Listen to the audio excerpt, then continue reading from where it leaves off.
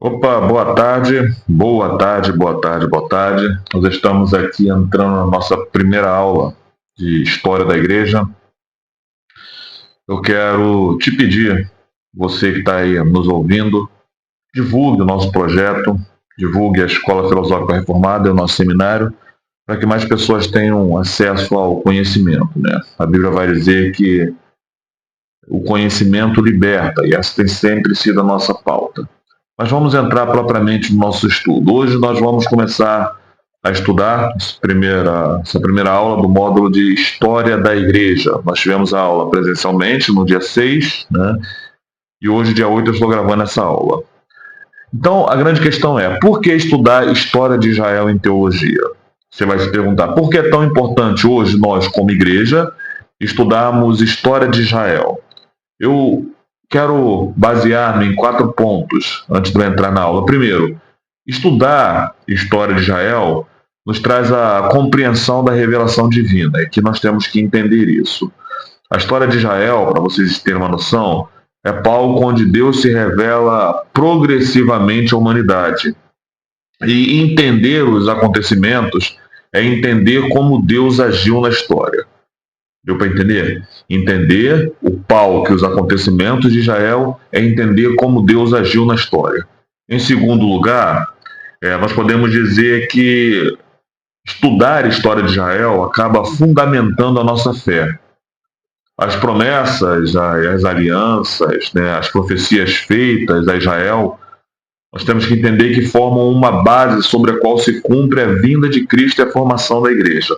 Todo esse plano, né, todas as promessas, as alianças, acabam fundamentando a nossa fé. Por quê? Porque se cumpre a vinda de Cristo através de Israel e a formação da própria igreja.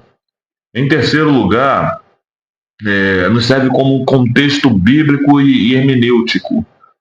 Conhecer o contexto histórico, cultural e geográfico de Israel sempre vai nos permitir interpretar corretamente as escrituras, evitando sempre aquelas leituras que muitas vezes a igreja faz, né, superficiais e distorcidas. E, em quarto lugar, acaba fazendo uma aplicação espiritual e ética também.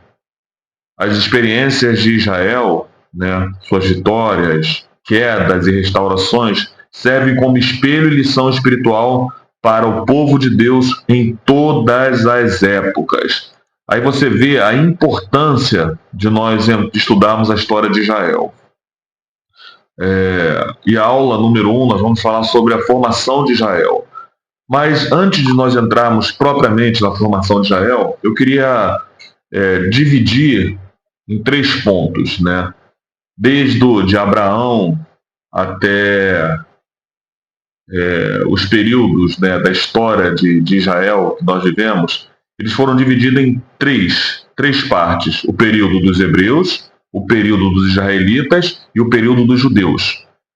A mesma nação, Israel, era conhecida em primeiro lugar como os hebreus, depois foram chamados de os israelitas e, por último, os judeus. Hoje nós falamos muito sobre os judeus, né? Sobre a cultura judaica, sobre o judaísmo em si, mas nem sempre foi conhecido como judaísmo ou judeu. Em primeiro lugar foi conhecido como hebreu, depois israelitas e depois judeus. Mas como nós fazemos essa divisão desses termos? Os hebreus compreenderam no século, né, dentro de um período histórico, do ano 2000 ao ano 1200 a.C., né? E quem são os hebreus? São os descendentes de Abraão, de Isaac e de Jacó. Todos os descendentes de Abraão, de Isaac e de Jacó, eles eram conhecidos como judeus, né? Eles tinham algumas características. Eles eram um grupo nômades e semíticos, organizados em clãs e também em famílias. E tinham uma ênfase muito grande na promessa de Deus e na aliança de Abraão. Então, do período de 2000 a 1200, que viveram a descendência de Abraão, de Isaac e de Jacó, eles eram conhecidos como hebreus. Do ano 1200 a 586, eles passaram a ser conhecidos como israelitas. E quem eram os israelitas? Eram os descendentes de Jacó, da tribo de Israel, né? Unificados sob as 12 tribos de Israel. todos os filhos de Jacó, os 12 filhos, passaram a ser chamados de israelitas. E por que passaram a ser chamados de israelitas? Porque Deus mudou o nome de Jacó para Israel. Então, todos os descendentes de Israel, a partir daquela fase da mudança de nome, passaram a ser chamados israelitas, né?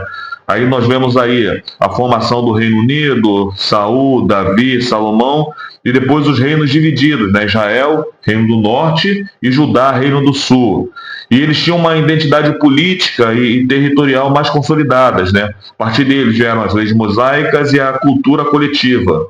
E quem são os judeus? 586 a.C. até o presente, do ano 586 anos antes de Cristo até o presente. E eles vão começar nesse ano 586, né, após a queda de Jerusalém e o exílio babilônico. O termo se concentra sempre nos habitantes de Judá. Quem tem pegado essas aulas que nós temos dado aqui, nós falamos sobre esse período, né, das 10 tribos perdidas, Reino do Norte. Reino do Norte entrou para o cativeiro e não saiu como nação. Então, nesse período da história, é conhecido como o período das 10 tribos perdidas. E nesse período das 10 tribos perdidas, Judá agora ele tem uma ênfase muito grande na história. Então, a partir daquele momento, eles são conhecidos como judeus, né? E a identidade centrada sempre na religião, no templo em Jerusalém e sempre propriamente na lei de Moisés, né? E cultura e fé são transmitidas através deles, né, após a dispersão, mantendo sempre a coesão do povo. O mistério de um povo escolhido. O que faz um povo ser chamado por Deus para cumprir um propósito único na história? Vou fazer a pergunta de novo. O que faz um povo ser chamado por Deus para cumprir um propósito na história? Vamos lá. Um povo é chamado por Deus quando é separado para refletir sempre o seu caráter, né, e sempre cumprir a sua vontade na terra. Esse chamado sempre, escute bem o que eu vou dizer, sempre vai envolver fidelidade à aliança, obediência à lei divina e compromisso com a justiça e a santidade. O seu propósito sempre vai impactar a história ao revelar o plano redentor de Deus à humanidade. E não que faz um povo ser chamado por Deus para cumprir o propósito único da história, sempre vai ser a fidelidade à aliança, obediência à lei divina e o compromisso com a justiça e a santidade. Sempre. E como a identidade de Israel, não apenas sua própria trajetória, mas também a história, molda o mundo. A identidade de Israel como povo, aqui nós temos que entender muito bem isso, a identidade de Israel como povo escolhido e guiado por Deus, sempre foi orientado pelas suas leis, cultura e fé ao longo da história. Sempre. Leis, cultura e fé ao longo da história. Essa singularidade, né, influenciou a formação de valores éticos, religiosos e também sociais. É bom você anotar isso. Essa singularidade influenciou na formação de valores éticos, ética, né, religiosos, e essa religiosidade impactou muitas religiões ao longo da história, e também dos projetos sociais, que sempre atravessaram gerações e chegou até nós. Hoje, as nossas leis, né, as religiões do mundo e os projetos sociais foram impactados pelos judeus e isso atravessaram gerações até chegar em nós. E esse impacto se estendeu sempre de forma global, moldando as religiões, a moral e as civilizações ao longo do tempo até chegar a nós, né? Entre a terra prometida e a promessa. Qual o papel da geografia, da política e da cultura na formação da nação de Israel? Pergunta de novo.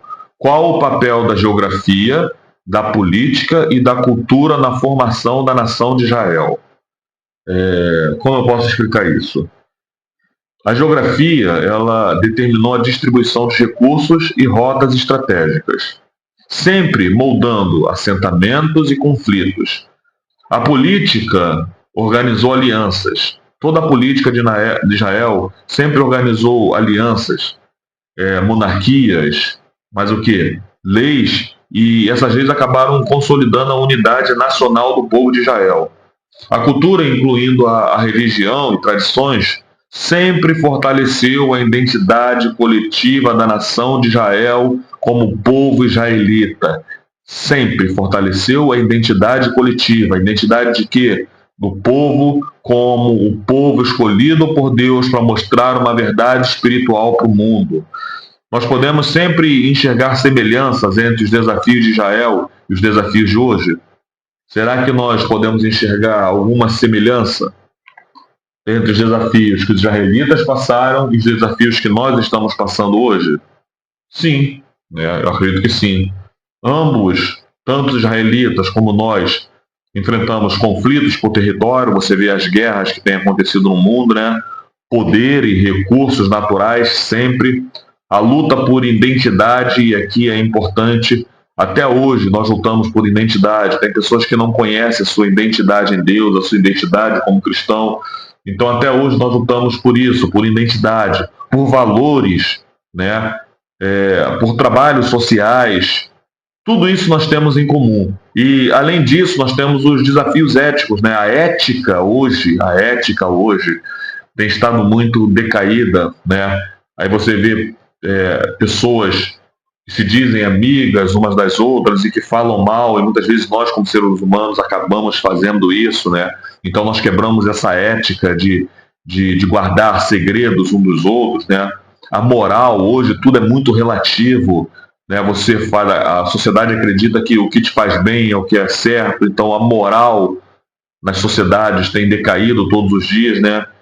As mudanças culturais sempre, sempre, sempre. Então você vai ver todas essas guerras muito atuantes no momento em que nós estamos, né? Fé, história, humanidade. Como a fé influenciou decisões, leis e relações sociais em Israel ao longo do tempo? Pergunta de novo. Como a fé influenciou decisões, leis e relações sociais ao longo dos séculos? A fé sempre guiou decisões políticas, decisões pessoais também, né? E sempre fundamentando a liderança e a justiça, sempre.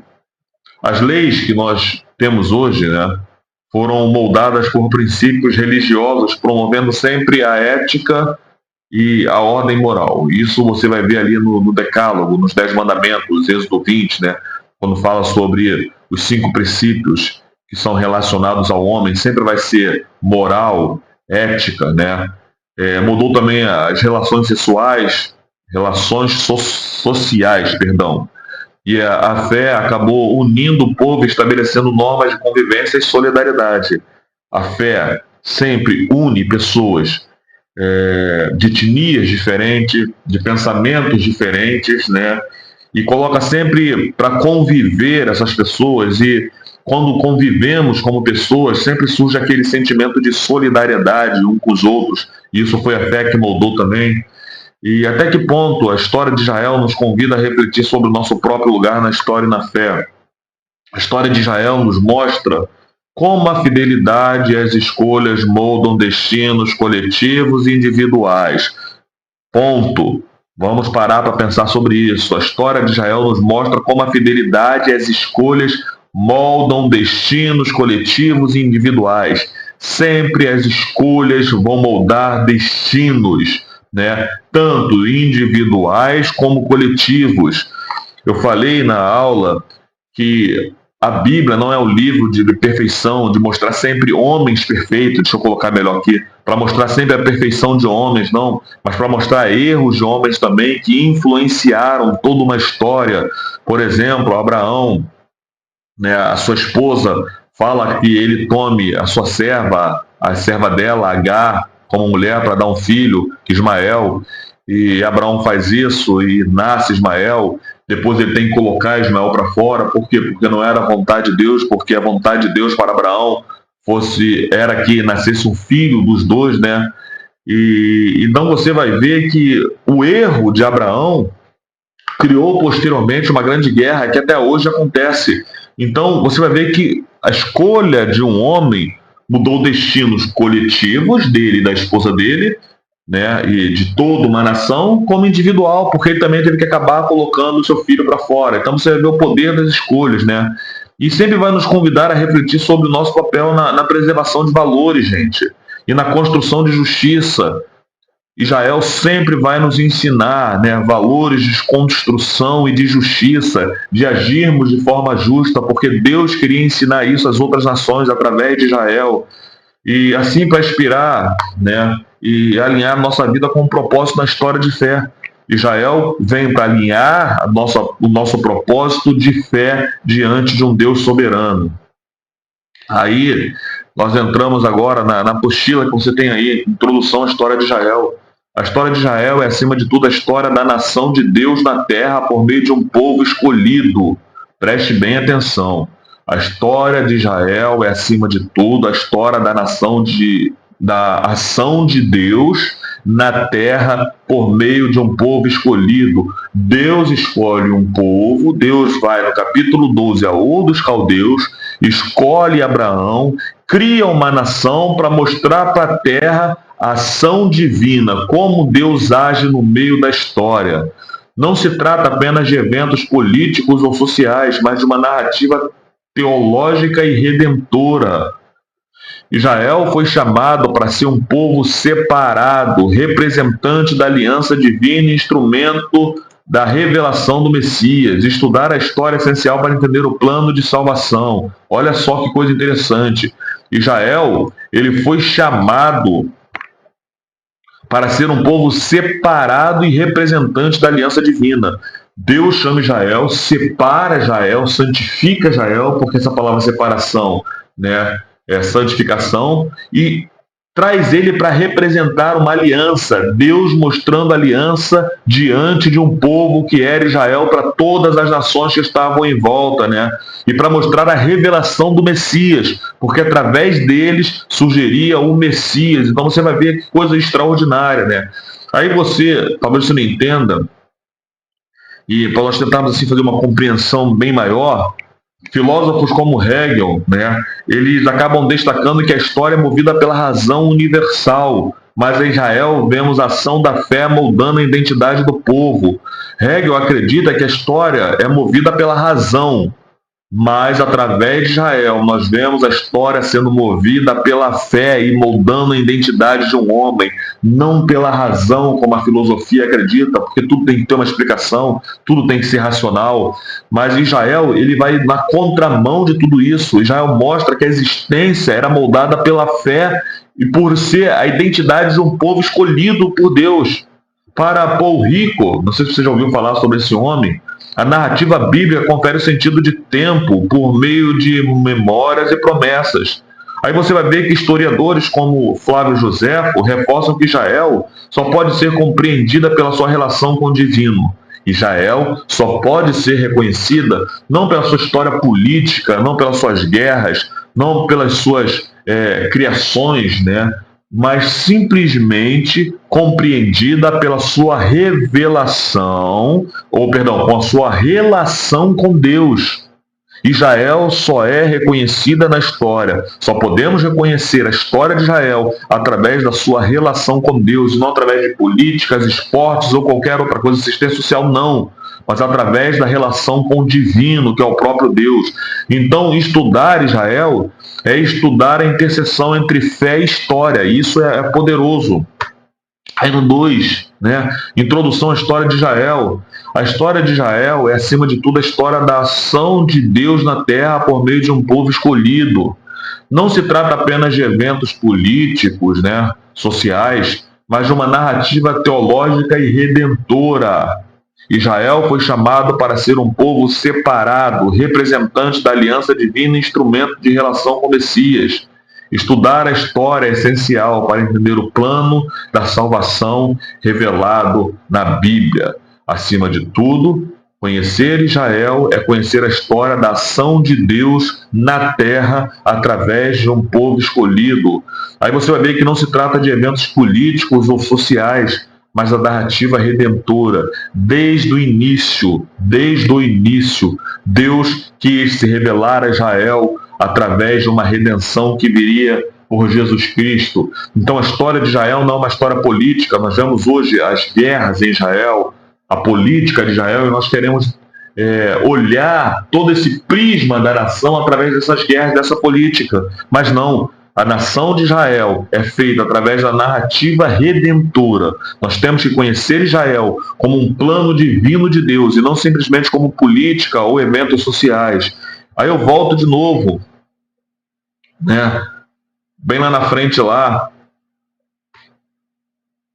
Hegel vai falar sobre isso, né? Sobre esse negócio, a história movida pela fé, pela razão, mas a história sempre vai ser movida pela fé.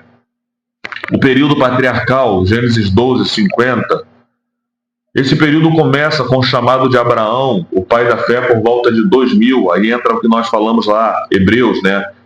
Ele era um hebreu, o texto de Gênesis 13, 18 vai falar isso, ou 18, 13, eu não lembro, depois eu posso colocar aqui. Onde Deus escolhe, Deus escolheu para formar uma grande nação. A história segue com Israel, Jacó e lá na frente José, que lideraram a família que se tornaria a nação de Israel. As promessas feitas a Abraão de terra, descendência e bênção são a base de toda a aliança bíblica. O período termina com os hebreus morando no Egito. Esse período dos hebreus, da história dos patriarcas, 3 grandes períodos ao longo da história, os patriarcas, os juízes e a monarquia, né? Mas o período patriarcal, ela compreende alguns patriarcas que foram importantíssimos para a história de Israel, Abraão, Isaac e lá na frente José, e através de José a história ela é mudada, né? Porque aí acaba-se o período dos hebreus lá na frente. Então a história sempre vai mostrar as promessas feitas a Abraão, né? Esse período patriarcal de terra, de descendência, e sempre vai ser a base de toda aliança. Conhecer a história de Abraão, de Isaac, de Jacó e de José lá na frente vai ser conhecer a história da aliança do povo de Deus, aliança de Deus com o seu povo. E esse período dos patriarcas termina com José morando lá no Egito. Abraão inaugura um modelo, né, existencial que Kierkegaard chamou de salto de fé, gente. Ao confiar no invisível contra toda a lógica natural. Esse pensador, Kierkegaard, ele vai dizer que o modelo existencial de Israel ele começou através de um salto de fé. Aí eu volto a dizer, não é política, não é racionalismo como Hegel, mas é um salto de fé, é um salto de você pular para algo sem ter nada aparente. A história de Israel é isso, é uma história de realizações quase que impossíveis. Porque, por exemplo, Abraão casa com a sua mulher Sara, Sara estéril. Isaac casa com Rebeca, Rebeca estéril. Então você vai ver que precisava de um salto de fé para acreditar que Deus faria através deles uma grande nação. Uma vez que, para uma grande nação surgir, teria que começar com seu filho, mas as esposas deles eram estéreis, tanto a esposa de Abraão, quanto de Isaac, quanto de Jacó. Então o Kierkegaard vai falar que precisava de um salto de fé para que essa promessa se cumprisse, né? Mircea Eliade lembra que a sociedade religiosa vem o tempo como sagrado e os patriarcas viveram sob o tempo da promessa. Jacó e José mostram como as famílias sempre moldaram o futuro de Israel sem ainda haver uma estrutura nacional. E aqui é interessante, esse período fundamenta a ideia de identidade baseada na fé e não na política. Mircea de Eliade ele vai falar algo extraordinário, né? A sociedade de Israel é vista como um tempo sagrado, né? Os patriarcas sempre viveram sobre a promessa de Deus. Não é sobre política, não é sobre trabalhos sociais, não é sobre justiça, mas é sobre fé. Toda a história de Israel foi baseada como um salto de fé. A escravidão e o êxodo do Egito, Êxodo 1 ao 15. Depois de José, os hebreus foram escravizados no Egito por cerca de 400 anos. Deus levantou Moisés como libertador, confrontou o faraó com pragas e conduziu o povo à liberdade. O Êxodo é o evento redentor do Antigo Testamento, onde Deus se revela como Salvador. É também onde Israel começa a se entender como nação. depois de José, os hebreus foram escravizados no Egito, né? Nós falamos sobre isso na aula, 400 anos. E Deus levantou Moisés como libertador e confrontou o faraó com pragas e conduziu o povo à liberdade. Né? Então, o Êxodo é um evento redentor do Antigo Testamento, onde Deus se revela como Salvador da humanidade e onde Israel também começa a se entender como nação. O que nós temos que compreender é que a escravidão do Egito sempre reflete a realidade de povos dominados, sempre, por impérios, mas Israel reinterpretou essa experiência como ação redentora do plano de Deus. Isso é bem interessante nós frisarmos, porque a realidade dos povos dominados por impérios, né, sempre foi a escravidão. Todo povo que foi dominado por algum império, a ideia sempre foi de escravidão. Mas com Israel, a história foi interpretada por uma experiência redentora de Deus. Não como escravidão, mas como uma experiência redentora de Deus. Platão, em sua filosofia política, né, já advertia que a tirania sempre serviu como forma de opressão, algo vivido pelos hebreus sobre Faraó. Né? Platão vai falar sobre isso. E o êxodo, visto por Martin Bucer, é o paradigma de libertação e ética.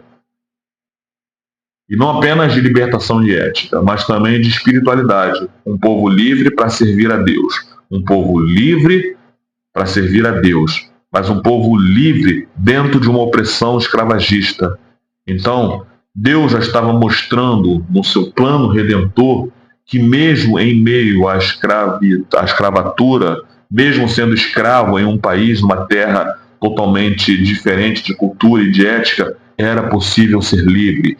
Deus já vem anunciando isso e Jesus ele vai retificar quando ele vem para mostrar para os judeus que o Império Romano poderia escravizar o corpo, mas que ele trazia uma mensagem do reino que libertaria a alma da pessoa mesmo em meio à escravatura, mesmo em meio à opressão de Roma. Né? Tem outro pensador, né, chamado Jan Asman, ele é epitólogo e ele ressalta como o êxodo marca a ruptura entre a religião cósmica do Egito e o monoteísmo ético de Israel. Filosoficamente dizendo, é o nascimento da liberdade fundada na aliança de Deus. É o nascimento fundado da liberdade na aliança de Deus. Aliança do Sinai e peregrinação, Êxodo 16, né, partindo até Deuteronômio. No Monte Sinai, Deus entrega a lei a Moisés e faz uma aliança com o povo. A Torá molda a identidade espiritual, moral e social de Israel. No entanto, por causa da incredulidade, a geração do êxodo não entra em Canaã e o povo peregrina 40 anos no deserto. Esse período reforça a fidelidade de Deus, mesmo diante da infidelidade humana. No Monte Sinai, Deus entrega ali a Moisés, né, e faz uma aliança com o povo. E a Torá, agora, começa a moldar a identidade espiritual, moral e social da nação de Israel. No Sinai, a entrega da Torá foi mais do que a entrega de uma simples lei. Foi a fundamentação ética de uma comunidade. Foi a fundamentação, foi a base, né? Foi a fundação da ética que o povo de Israel, a partir daquele momento, deveria seguir. Um filósofo, sociólogo, Immanuel Kant, ele via na moralidade universal uma lei prática da razão. Mas em Israel, a lei veio de Deus e transcende tudo isso. Não é uma lei fundamentada na prática da sociedade, como Immanuel Kant acredita, mas é uma lei que vem de Deus e transcende tudo isso. Levinas, não sei se você já ouviu falar, interpreta a Torá como a responsabilidade diante do outro, colocando a ética no centro da relação com Deus. Historicamente, o deserto foi espaço de formação nacional, como afirma Jäger. A peregrinação simboliza que a verdadeira liberdade só existe na obediência divina. Conquistas e período dos juízes. Aí nós vamos entrar aqui em Josué e também em Juízes. Sob a liderança de Josué, Israel conquista a Terra Prometida, certo? Conhecemos a história. Embora parcialmente não conseguiu conquistar tudo, após a morte de Josué, inicia-se o período dos juízes, marcado por ciclos de pecado, opressão, arrependimento e libertação. Não havia rei, e cada um fazia o que achava certo. Esse tempo evidencia a necessidade de um governo justo e centralizado. Vamos lá. Sob a liderança de Josué, Israel conquista a Terra Prometida, parcialmente, não conquistou tudo, né? E depois da morte de Josué, vai iniciar o período dos juízes, 13, 14 juízes, né? E esse período ele é marcado por um ciclo que sempre se repete, né? Pecado, opressão, arrependimento e libertação. O povo pecava contra Deus, Deus permitia que outras nações se levantassem, oprimisse. Depois, no meio dessa opressão, Israel se arrependia, se voltava para Deus, e Deus levantava um juiz que libertava a nação. Então vai ser sempre esse ciclo, né? Pecado, opressão, arrependimento e libertação. O povo era liberto. Aquele juiz que Deus usou para libertar o povo morria. O povo voltava a pecar de novo. Aí o povo voltava a pecar de novo, Deus permitia que outros povos viessem e oprimissem eles. Aí, quando eles estavam sendo oprimidos, eles se arrependiam. Se arrependiam, Deus libertava um libertador. O libertador libertava Israel. Aquele libertador, que era um juiz, morria. Voltava de novo. Né? O povo pecava. Então, esse ciclo foram 14 vezes. Pecado, opressão, arrependimento e libertação. E hoje nós vemos a mesma coisa. Né? Nós pecamos, muitas vezes. Algumas provas começam a nos oprimir. Nós nos arrependemos, nos voltamos para Deus e Deus nos liberta. Quando chega na frente, muitas vezes esse ciclo se repete de novo. Pecamos de novo, a opressão. E esse ciclo definiu a história de Israel no período dos juízes, né? E a conquista de Canaã sempre reflete o cumprimento parcial da promessa, mas também a tensão entre a fé e o poder. Tem um pensador, Maquiavel, ele vai lembrar que os povos sem governo central são sujeitos ao caos. Algo visível no tempo dos juízes. Não havia um governo central, não havia ainda uma monarquia, né? E quando não há monarquia, o que acontece? O povo se perde, né? O povo acaba não obedecendo às leis, cada um acaba fazendo o que quer. Se não existe uma liderança centralizada, o povo acaba, cada um fazendo o que bem pretende fazer, né? Historicamente, como observa Albert, a arqueologia mostra que a ocupação da Terra foi gradual, não em um único evento, aproximadamente 45 anos, né? Não sei te dizer hoje exatamente, mas foram muitos anos esse período. E nesse período, levando sempre a questão da liberdade sem a lei, onde o texto vai dizer que cada um fazia o que queria, e você vai ver isso em Juízes 21, 25. Será que existe uma liberdade sem uma lei? Será que existe uma liberdade sem um líder que faça essa lei se cumprir? Será que é possível?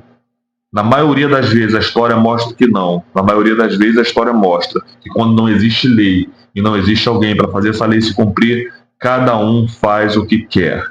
Por isso Deus levanta um líder justo para preparar a nação, né, para que a nação pudesse cumprir de forma mais gradativa as promessas de Deus para a nação. Aí Deus começa a preparar, nesse período dos juízes, para que ele implantasse a monarquia, onde estaria um homem de frente de todo aquele sistema de lei, para que o povo se voltasse para Deus.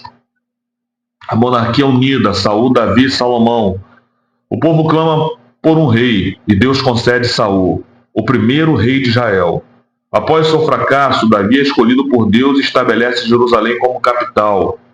Ele é lembrado como rei segundo o coração de Deus e recebe a promessa de um reinado eterno. Salomão, seu filho, expande o reino e constrói o templo de Jerusalém, mas a sua idolatria leva o povo ao declínio espiritual. O pedido por um rei, né, sempre vai mostrar o desejo humano por estabilidade. E Aristóteles já via como natural na formação das polis. Saul falhou Saul, porque o poder sem virtude sempre é instável. O poder sem virtudes sempre vai ser instável, sempre, sempre, sempre. Lembrando de Cícero, né, veemente aqui, sobre governantes corruptos, Davi, exaltado como rei segundo o coração de Deus, ele vai unir a política, a espiritualidade, tornando Jerusalém como símbolo de unidade nacional. Davi, o homem que seguiu os preceitos de Deus, ele vai conseguir unir, né, política e espiritualidade e vai tornar Jerusalém como um símbolo de unidade nacional. Salomão, seu filho, foi o homem mais sábio. O próprio Deus falou que não haveria nenhum outro como ele em sabedoria. Né? Ele foi um grande construtor e ele encarna o ideal do rei filósofo, né? Do rei sábio. Mas a sua descendência, ou a sua decadência moral, confirma a tese de que Agostinho diz que todo império sem justiça é apenas grande latrocínio. Assim, né, a monarquia unida mostra a tensão entre fé, poder e moralidade. O que marcou esse período de monarquia sempre foi as tensões entre fé, poder e moralidade. Fé, poder e moralidade marcaram o período da monarquia, tá bom? Na semana que vem, segunda-feira agora, nós estaremos na nossa segunda aula. E eu te convido a você estar na aula. É sempre bom, porque aqui eu pego a aula e passo para vocês, né? Mas quando nós estamos em sala de aula, nós sempre temos aquele debate, aquela conversa, tiramos dúvidas, levantamos grandes questões e foi muito bom a nossa aula, muito boa, de terça e de terça retrasada e de segunda agora. Então eu te convido a estar. Divulgue nosso trabalho também, convide pessoas para estarem juntos e vamos fazer esse projeto crescer, tá bom? Que Deus abençoe a sua vida. Qualquer coisa, qualquer dúvida, é só enviar para o WhatsApp lá da Escola Filosófica ou então particularmente. Deus abençoe.